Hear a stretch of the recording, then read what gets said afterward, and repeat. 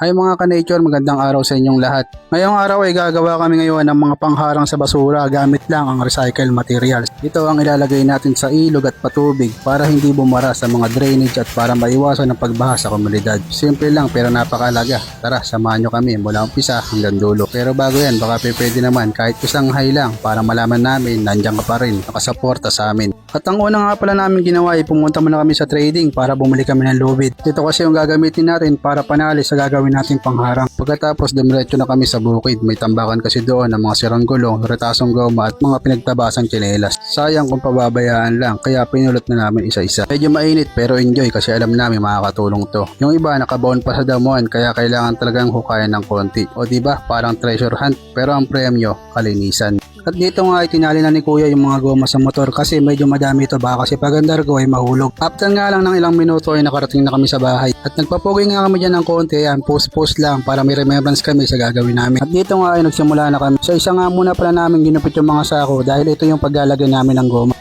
At ang sunod nga namin ginawa ay binalot namin yung goma gamit yung mga sako. At saka namin tatalian para hindi ka mawala. At makalipas nga lang ng ilang minuto ay nakagawa na kagad kami ng 5 balot. Akala nga namin ay madali lang ito pero kailangan ko pala itong paggugulan ng oras. At matapos ang 2 oras na paggawa ay lumipat na kami sa bukid para dito na namin buuin ni Kuya Ed yung aming proyekto. Sinigurado namin hindi basta kakalas kahit baha pa yan. Kung ay hindi natin namamalayan na malapit na pala kayo matapos. Hindi man ito ang granding proyekto pero puso ang puhunan. Isipin mo gamit lang ang lubid, sako at pinagtabasan na goma ay nakagawa na tayo ng isang magandang panlaban sa basura. Isipin natin ang epekto ng mga maliit na bagay parang ganito. Ang harang sa basura, isang araw na trabaho. Pero buwan-buwan nating maramdaman ng tulong. Hindi na kailangan ng milyon para makatulong. Minsan kailangan lang ng malasakit. At sa mga oras nga na ito ay naramdaman na namin ni Kuya ang saya dahil nakita na namin ang resulta ng aming pagod.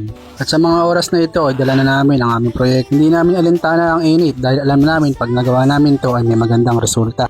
At sa ilang sandali nga lang ay nailatag na namin ni Kuya ang aming proyekto. Napakaganda at napakasaya at higit sa lahat nakakawala ng pagod. Salamat nga pala sa pagsama sa amin ngayong araw. Gusto nyo pa ng mga ganitong simpleng kwento ng kalikasan, comment lang kayo. Siyempre like and share at follow para sa mga susunod na vlogs namin. Muli kami ang 4 Santos para sa kalikasan, para sa komunidad. Kita-kits sa mga susunod. Para sa kalikasan, tayo'y magkaisa, kaibigan. Sa 4 Santos Vlog, hindi lang kami lilinis, nagtatanim din kami ng pag-asa.